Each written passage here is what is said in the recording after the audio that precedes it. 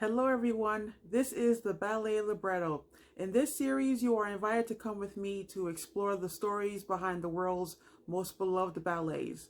This program is not only for ballet fans around the world, but also for people who love a good story. The ballet art form has a history that spans over 400 years, and at times it was political, but always evolving, always complex, and at the center of it, ballet was and still is about the human experience. Today is a special day.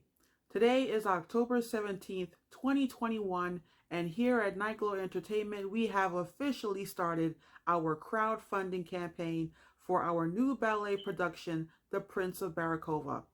Hooray, hurrah, hooray, hurrah. The Prince of Barykova is a romantic ballet danced to rock music instead of classical music. It tells the story of a prince who takes a trip around the world looking for his soulmate. If you would like to make a donation towards the production of the ballet, the link to the crowdfunding campaign will be available below in the description.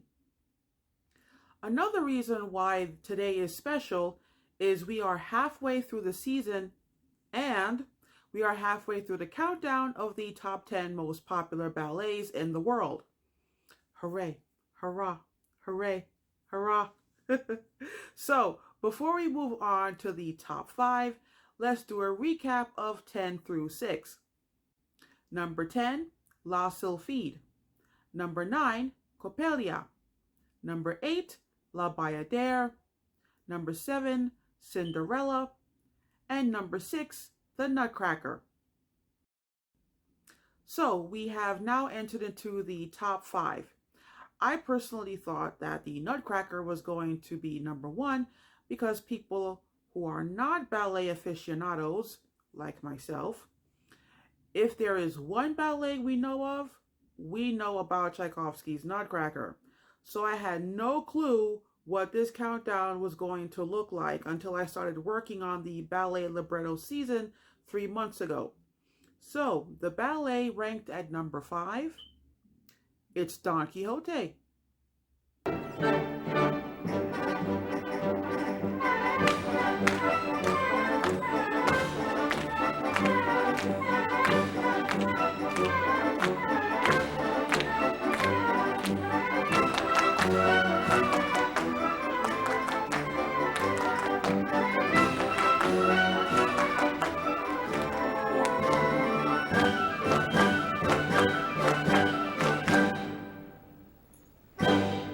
When I say at the beginning of every episode that the ballet art form has a history that was always complex, I mean that. Don Quixote is a beautiful ballet, but I had problems with it, and I will explain later on. I was introduced to Don Quixote when I was an undergrad. Don Quixote de la Mancha by Miguel de Cervantes is considered to be one of the greatest novels ever written and one of the greatest books in the history of the Spanish language. So much so that Spanish is also known as the language of Cervantes. When I picked up my syllabus for the literature class I was taking that required us to read Don Quixote, I took my syllabus to the bookstore. When the seller found Don Quixote, I was in shock because the book is the size of a Bible. If I remember correctly, it's over 900 pages long, and the professor wanted us to read this book in a week. What I was very surprised about was how funny the story was. It was published in 1605, and the comedy in the story was still funny. Don Quixote tells the story of a nobleman named Alonso Quijano who reads stories about chivalry and decides to become a knight and go on adventures. He takes on the name Don Quixote and hires a farmer named Sancho Panza to be his squire. But from the beginning of the story, you know that Don Quixote has lost his mind. He doesn't see the world as it is, but he sees a world that is a product of his imagination. So over the course of the novel, the other characters are wondering if Don Quixote is mentally nuts. Even though I read the first 100 pages, The novel became one of my favorite books in college. About 5, 6 years ago, I finally had the money and the time to take my first trip to Spain. And one of the places on my bucket list was the birthplace of Cervantes. So while I tell the biography of Cervantes, I'm going to share with you pictures from my personal album book. My first trip to Spain lasted for about a week, and during that time I took over 800 pictures. These are the pictures that I took of Cervantes' hometown. Miguel de Cervantes was born in 1547 in Alcalá de Henares, Madrid, Spain. Cervantes was the son of a poor surgeon, so his father was constantly in and out of debt. As a result, the family moved a lot and his father experienced brief periods of imprisonment. When Cervantes was a teenager, he attended a Jesuit college where one of his teachers was a Jesuit playwright. When he became an adult, Cervantes moved to Italy and worked in the household of a bishop for 2 years. Then war broke out between the Ottoman Empire and the Republic of Venice, that was a part of the Holy League, which was a group of nations joined under the Catholic Church. Spain was a part of the Holy League. So Cervantes, along with his younger brother, went to Naples and joined the military under the commander of a family friend. After serving in the military for 5 years, Cervantes and his brother set sail from Naples to Barcelona. While en route, the ship was captured by pirates from the Ottoman Empire, and the brothers were sold into slavery in Algiers, Algeria. It would take their mother 5 years to come up with the ransom money for their release. Cervantes struggled financially throughout most of his life, except during the last 3 years of his life, and he didn't achieve literary success until the first Don Quixote was published, when at the time he was 58 years old. Cervantes used many sources to write Don Quixote.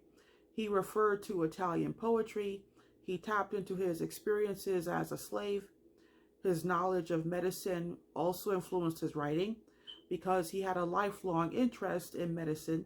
His father was a doctor, one of his sisters was a nurse, and he was friends with the royal physician to King Philip III and King Philip IV of Spain. The novel is not autobiographical, but certain episodes in the novel were loosely based on his life experiences. Based on research, the story of the ballet was based on 3 chapters of Don Quixote, but it did not specify which chapters. So after doing some digging, I learned that the ballet was based on chapters 19 through 21 from Don Quixote Part 2. The novel is written as a series of episodes because Don Quixote and Sancho Panza are traveling and going on different adventures. So during their travels, Don Quixote and Sancho Panza meet 2 farmers and 2 students who are on their way to a wedding, and they invite the Don and Sancho to come along. They find out that a rich man named Camacho is getting married to a beautiful young woman named Quiteria. But Quiteria is in love with a poor man named Basilio. Sancho Panza is impressed with the wedding feast and he partakes in some food. So he says, Camacho has filled my belly, so he wins my heart. Don Quixote, being the delusional romantic that he is, he thinks Quiteria should marry for love and thereby marry Basilio. Basilio decides to pull a prank on Camacho to make him believe he is dead in order to marry Quiteria. When Camacho falls for the prank, he wants a duel with Basilio. Don Quixote intervenes to stop the fight. Don Quixote spends 3 days with the new couple before he leaves to go on another adventure. The first Don Quixote ballet was created in 1740 by choreographer Franz Hilverding in Austria. He came up with the idea of using 3 chapters out of the novel to create the ballet story. and everyone has been using that same story ever since. Over time, the character of Quiteria became known as Kitri. It is unclear as to when or how or why, but the name stuck. But this name change is a big reason why it was unclear at first which chapters the ballet story came from. Then in 1808, Charles Didelot, a French dancer and choreographer who invented the ballet shoes, created a two-act version of Don Quixote for the Imperial Ballet Theatre in St. Petersburg, Russia. The following year, in 1809, James Harvey Degville, an English choreographer, created his version of the ballet for Her Majesty's Theatre in London. In 1839, Paul Taglioni created his own version of Don Quixote for the Berlin Court Opera Ballet. Paul Taglioni was the son of Filippo Taglioni, who choreographed La Sylphide, and the brother of Marie Taglioni, who originated the role of the sylph in their father's ballet. Then, in 1843, their uncle, Salvatore Taglioni, who was also a dancer and choreographer, created his version of the ballet for the Teatro Regio in Torino, Italy. All of these different versions of the ballet from 1740 to 1843 have been considered lost. Something could be found, but no one has found anything. In 1869, Marius Petipa, the same choreographer who created La Bayadere and parts of the Nutcracker, created his version of Don Quixote for the Imperial Ballet Theatre. This was his first time working with the composer Ludwig Minkus. They would work together again 8 years later for La Bayadere. In 1900, Russian choreographer Alexander Gorsky decided to revive Petipa and Minkus's Don Quixote. It premiered at the Bolshoi Theatre in Moscow, and in 1902 it premiered at the Imperial Ballet Theatre. It was not well received at the Imperial Ballet because many, including Petipa, thought that Gorsky ruined the ballet. However, Gorsky's goal was to make ballet look more natural and realistic because he valued acting skills more than dance technique. Gorsky's version paid off.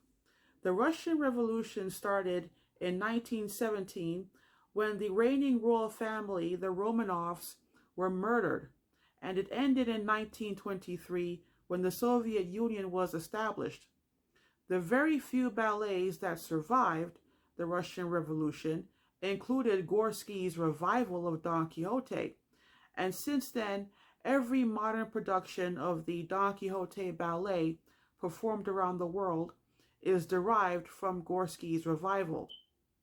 Rudolf Nureyev, who is considered to be one of the greatest ballet dancers of all time, was also a choreographer who staged his own version of the ballet.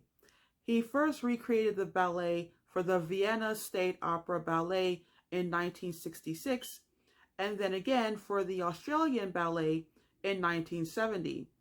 I share his opinions about the story of Don Quixote. He said, and I quote, "Don Quixote himself, at first I hated him quite a lot. I didn't understand for a long time. I was on the side of the people. To me, he was just a clown. And then I read the book. There is so much there, but in a ballet, you can only skim the surface.